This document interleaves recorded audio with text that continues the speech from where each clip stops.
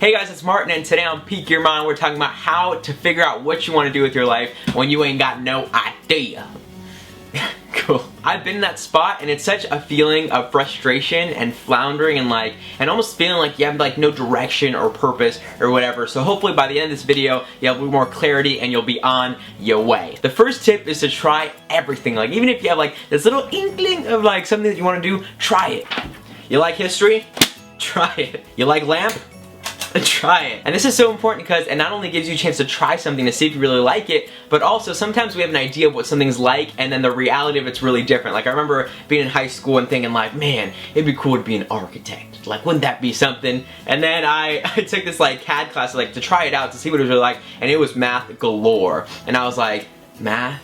Nah. Nope. Nope, nope, nope. And even in college, first of all, I didn't even want to go to college. I was like, I just want to start my blog and it's gonna be great. But my friends were like, no, you're gonna study. So I was figuring out what I wanted to do, and I started with business, and then I did nutrition, and then I was like, no, and then I did psychology, and I stuck with that for a while, and I was like, no, and then I was like, communications. And that's what I stuck with. So it's okay to try things. That's one of the best ways to figure out what you want to do. But a side note on that is, when you are trying new things, don't be afraid to look dumb. And I remember wanting to start playing music again because I grew up playing music. I was in bands with my friends, and I had that creative spark. So I was like, I want to get back into this. And so I went to the local Yamaha Center and for this piano class. And I rolled up to this piano class, and it's all 8-year-olds, and I'm sitting there this is so awkward. I'm a senior citizen and I'm being put to shame by all these little kids. But it gave me the chance to kind of try that out again and nurture that part of myself. So don't be afraid to look dumb, because odds are I'll look dumber than you. The next tip is that when you're figuring out what you want to do, you don't have to choose just one thing. I feel like this idea floating around like fairy dust, that you got to choose one thing and you're gonna be stuck with that forever. No! I don't wanna! But the truth is, if you have multiple passions and multiple things you're into, it makes sense because we have multiple parts of our personality that want to be expressed. And if you think back, back in the day, the greats or whatever, they weren't just one thing.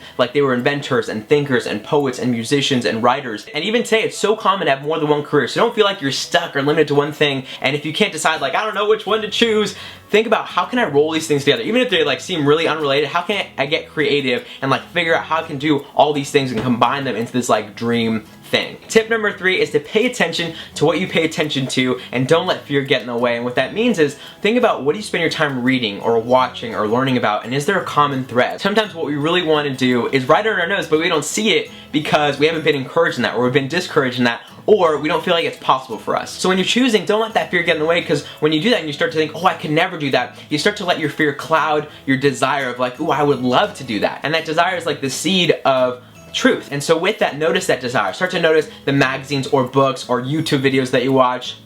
And a little side note on that is, when you are trying something new, it's okay to suck. Especially if it's something you really like and you're just terrible at it. Don't take that as a sign of oh, it's not meant to be, I belong with the dogs. No baby comes out of the womb knowing how to code or paint a masterpiece. And the more you apply yourself and the more you practice, the more you stick with it and let that passion kind of fuel you, the better you're gonna get. On to tip number 4. Tip number 4 is to write your ideal career. And this is a kind of a fun little exercise where you can start to think of and imagine what would I want to do every day that I would never get sick of, that would make me feel really alive and stoked on living. And how you do that is you start to write down in really specific, really detailed, and present tense how that day would go, how your work day would go. For example, I wake up excited about living, and I go to my office, it's decorated with all this dope ass shit, and it's got my goals, my vision board, and it's got this picture of my friends here that makes me smile, and a cool little flower, and then I'll do this, and then I'll do this, and then I'll do this, and I feel so fulfilled and stoked on that because I get to do this because it's related to this, blah blah blah blah blah blah. Kind of like a stream of consciousness of just flowing, oh man, I would love that, and I would love that, and love that. And what's awesome about this is it does a couple of different things. It starts to paint a picture of what could you really see yourself doing and loving, and it tells your brain, okay, this is what's important to me, and so your brain starts to find opportunities of things that are related to that. So there you have it. That's how to figure out what you want to do with your life when you ain't got no idea. I hope that's been helpful. If you like this video, like it and share it. If you're new here, welcome, and subscribe for more videos like this. And if you have any question or answer for another Q&A, comment below. I love getting your questions and I love answering them. Hope you guys have an amazing day, and I'll talk to you later. Peace!